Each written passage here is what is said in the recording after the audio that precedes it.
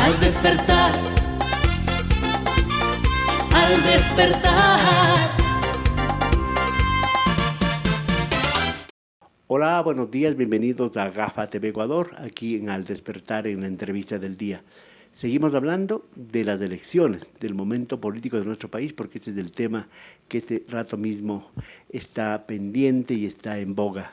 Tenemos 8 candidatos. Falta que algunos ya sean protocolizados y oficializados en el Consejo Nacional Electoral, pero son 8. Es la mitad de las elecciones del 2021. El que sea la mitad, le pregunto a mi invitada tras saludarla, Alejandra Santillana, es una analista política, es una socióloga, una académica, es que sea solo 8, por decir de alguna manera, en algo abona a la democracia, en algo abona a que la gente pueda tener una perspectiva y poder analizar de quiénes son los que aspiran a ser los que gobiernan este país. Alejandra, buenos días. Buenos días, un gusto con ustedes, gracias por el espacio y buenos días con todas y con todos. A ver, yo creo que es importante pensar estas elecciones en algunas claves. Lo primero es que son elecciones, digamos, bastante inesperadas, porque la muerte cruzada no era algo que estaba planificado dentro de la mayor parte de los espectros, digamos, de las fuerzas políticas en el Ecuador, y eso ha implicado que en el último mes básicamente haya una serie de apuestas por construir alianzas, fortalecer binomios y que se hayan dedicado los movimientos políticos fundamentalmente a definir candidaturas, ¿no? El segundo elemento tiene que ver con el periodo concreto en donde va a poder hacerse, digamos, donde las elecciones del 20 de agosto van a poder, digamos, efectuarse, en el sentido de que no es un periodo de 5 años, es un periodo extraordinario, digamos, de transición, y que a la hora de la hora va a implicar también que esté atravesado por el calendario electoral del Ecuador que estaba vigente, digamos, antes de la muerte cruzada, y eso siempre uno podría creer que eso favorece, digamos, a la democracia, o así fue pensado, digamos, este mecanismo, pero en realidad quedan bastantes dudas sobre si es que realmente esto fortalece la democracia o es un proceso simplemente de transición que va a ser, en donde va a ser muy difícil que los y las candidatas y digamos, y quien llega a la presidencia pueda efectuar, digamos, algunos elementos a más largo plazo. Y un tercer elemento tiene que ver con, digamos, la concentración de las decisiones de las fuerzas políticas en relación a elegir candidatos, y mucho menos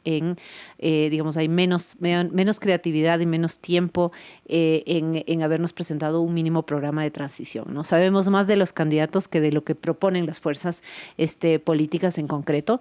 Y finalmente creo que tiene que ver también, si bien se han reducido los binomios de las últimas elecciones, eso no digamos, no modifica la tendencia asentada por la crisis política que existe en el Ecuador. Es decir, seguimos teniendo un conjunto de binomios, digamos, por los cuales hay que votar, y que están caracterizados por, sobre todo, ser binomios hacia la derecha, ¿no?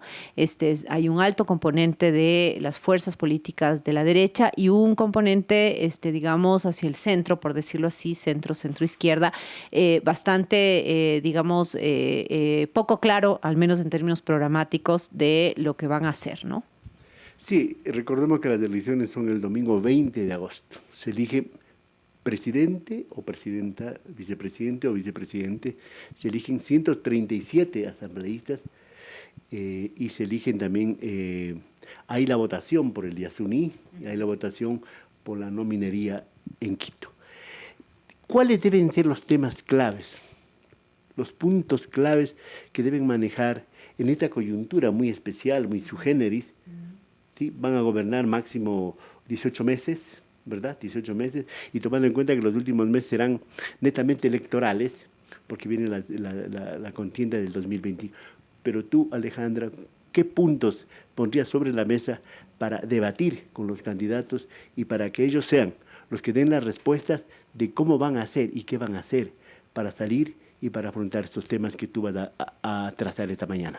Sin duda, digamos, queda muy poco tiempo para presentar una agenda muy amplia temática. Ese es uno de los problemas de esta contienda y queda muy poco espacio para tener soluciones programáticas que sean a mediano y largo plazo. Son elementos que van a sentar las condiciones hacia el 2025 y sin embargo creería yo que uno de los factores o uno de los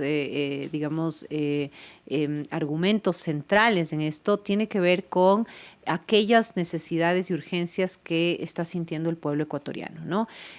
Yo creo que es importante decir que hay un escenario, ¿no? En algún momento planteábamos el Ecuador se ha vuelto un laboratorio para las fuerzas de derecha mundiales y nacionales y un escenario en donde se ha construido, una vida estructurada en las violencias, en la violencia del crimen organizado, en la violencia, cotidiana que vive la mayor parte del pueblo ecuatoriano, más de los sectores populares y obviamente de las provincias en donde el crimen organizado ha definido también una especie de control territorial, como pueden ser Esmeraldas, Guayas, Manabí, Los Ríos, ¿no? Y que están atravesados por este fenómeno, digamos que lo vemos como mucho más fuerte en los últimos años, ¿no? Más agresivo, que tiene que ver con el narco. Ese es un elemento sin duda central en todas las encuestas del último tiempo. La población ecuatoriana ha manifestado que su principal preocupación tiene que ver con la seguridad. Esta es la primera vez en la historia del Ecuador que la seguridad se vuelve tan importante en encuestas nacionales. Siempre han sido otros elementos de carácter más bien económico. Eso quiere decir que, digamos, la seguridad que aparece después de un escenario en donde sin duda las élites y este gobierno tienen enorme responsabilidad de haber creado un escenario de violencia, ¿no es cierto?, con niveles de complicidad, pero también de impunidad muy grandes, con una falta absoluta de política pública y con un abandono del Estado como parte del proyecto neoliberal, son los que desencadenan, digamos, que la población esté muy preocupada por la seguridad. La seguridad sin duda va a ser uno de los temas centrales y habrá que ver cuál es el planteo de los candidatos que van hacia el centro y la izquierda y si tienen mayores diferenciaciones con la derecha, ¿no? El fenómeno Bukele en la persona de Jan Topic nos muestra, digamos, que es un candidato que entra con un montón de alto porcentaje de aprobación y de aceptación. Un segundo elemento, creería yo, y ojalá haya tiempo para discutir esto, tiene que ver con la crisis económica que atañe a todos los ecuatorianos y ecuatorianas y que ha significado ampliar los niveles de pobreza, de desigualdad, de empleo no adecuado, ¿no es cierto?, de subempleo, de sobreexplotación y de precarización en los últimos años, ¿no?, como parte del proyecto neoliberal y que tiene mucho que ver con las medidas del Fondo Monetario Internacional y el recorte de la inversión social. Esperamos que ese sea uno de los temas centrales en la discusión y que no todo se resuelva en una discusión sobre seguridad. Y quizás hay unos dos elementos más. El uno tiene que ver con la democracia. Este ha sido un gobierno, el gobierno de Lasso, que ha hecho muy poco para procesos de democratización reales, ¿no? Ha ido, desmantelando la institucionalidad pública y hay, digamos, el reflejo de una crisis política que tiene que ver también con la falta de credibilidad de la mayor parte de ecuatorianos, de las propias instituciones del Estado. Ojalá que el siguiente gobierno no solamente se concentre, digamos, en salidas hacia lo autoritario en términos de seguridad, sino también plantee elementos centrales para recuperar los procesos democráticos, no solamente procedimentales en este país y de respeto a las instituciones públicas, sino sobre todo a una democracia más bien leída como parte de un régimen social que requiere igualdad y requiere justicia social. Y un cuarto elemento, creería yo, sin duda, tiene que ver con la agenda ambiental, como tú has planteado, ¿no? La mayor parte de los candidatos o varios de los candidatos han tenido que pronunciarse en relación, por ejemplo, a la consulta por dejar el crudo bajo tierra en el Yasuní y en el caso de Quito por impedir, digamos, la minería a todas las escalas en este territorio, digamos, de Quito, de la capital, ¿no? La agenda ambiental, sin duda alguna, va a marcar mucho porque es una agenda que es muy, sentida sobre todo por la población más joven en el Ecuador. Hay un sentido bastante amplio en términos ambientales y eso va a definir también, digamos, creería yo eso, no solamente en términos de cambio climático y crisis ecológica, que es lo que estamos viviendo ahorita, ¿no? Las inundaciones en Esmeraldas, el aluvión en Alausí, y también en la Gasca, y un montón de otros fenómenos tienen que ver con la crisis climática y por lo tanto el tema del medio ambiente se vuelve central, pero también como parte de esa discusión sobre el modelo de desarrollo que vienen levantándolo varios espacios, entre otros el movimiento indígena en el Ecuador. De esos 4 temas, yo diría hasta emergentes, urgentes, que deben afrontar los candidatos, ¿quién tendría la posibilidad de leerlo de mejor manera? De tener una propuesta más allá de populista de la violencia y seguridad, ¿verdad? Un poco populista y penalista. Y el asunto económico, cómo salirse de lo que tú estás planteando de los últimos gobiernos que han estado netamente con el asunto de la tesis neoliberal y fondo monetarista. ¿Quién crees tú de los 8 candidatos que podrían leer de mejor manera y convenir a este país? La verdad es que yo soy muy escéptica.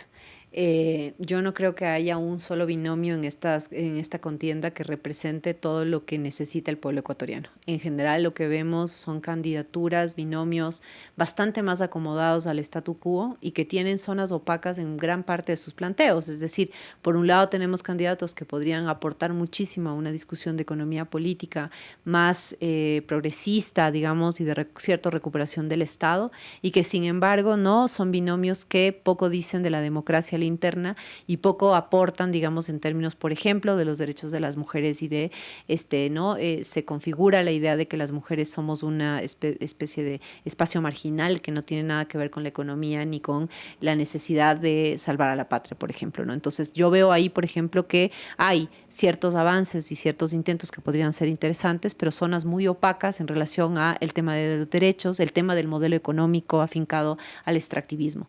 Por otro lado, vemos otro tipo de candidatos, ¿no es cierto?, que pueden tener una postura frente al extractivismo, pero que su forma, digamos, de su procedimiento del último tiempo ha sido bastante cuestionable también por la poca capacidad democrática de afincarse en decisiones más colectivas, por su separación de movimientos históricos importantes y porque además tampoco es que va a dar demasiadas muestras, digamos, en términos de una economía política que no solamente esté en el debate sobre el extractivismo, sino que resuelva los problemas estratégicos hacia la izquierda de una agenda, ¿no?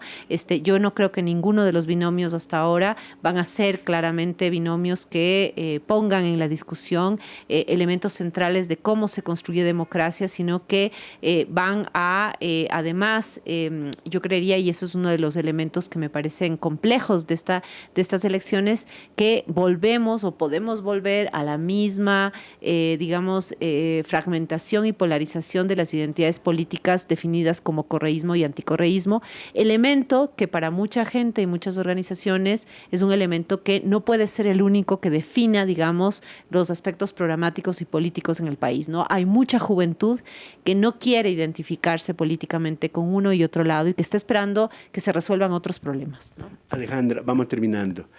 Aparte de eso, los candidatos se ufanan hasta de ser antipolíticos, unos, y también de no tener una identidad política porque son candidatos de alquiler con partidos de alquiler, ¿verdad?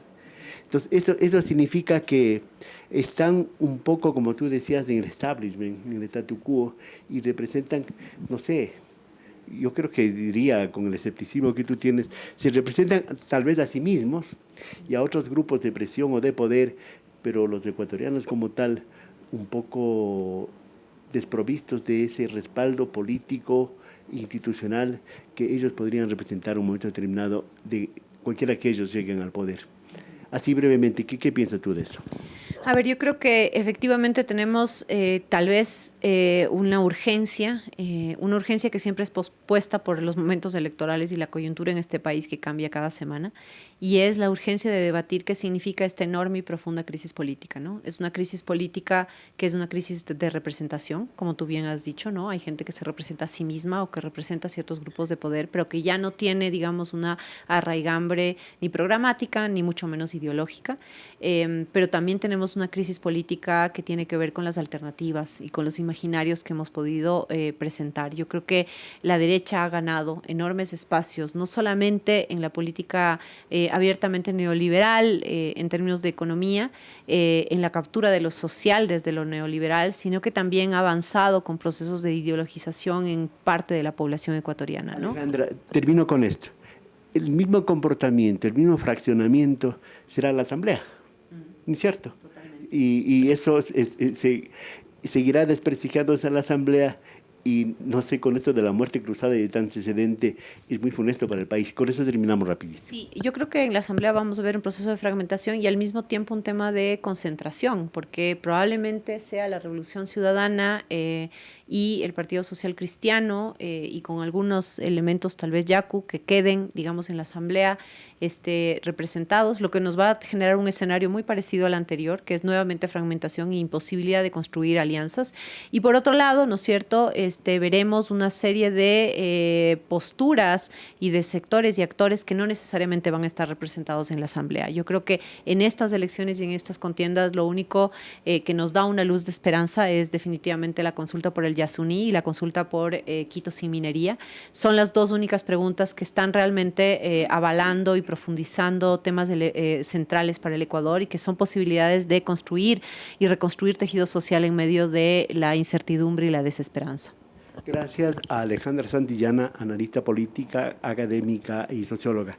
Sí, la incertidumbre no creo que sea solamente de nuestra invitada, yo creo que es del país entero, con candidatos que tratan de despolitizarse, que no tienen una identidad ideológica, sino están simplemente tratando de, no sé, un entrenamiento, un ensayo para el 2025 o cumplir ciertos intereses personales y de grupo. Señoras y señores, seguiremos hablando de este tema, porque este tema hay que debatirlo, hay que analizarlo y hay que informarse. Como decía, del Yasuní y el Chocó Andino son los temas que también deben tener la mayor importancia del caso. Señoras y señores, hasta aquí la entrevista del día. Volveremos a seguir hablando. Hasta la próxima. Al despertar, al despertar.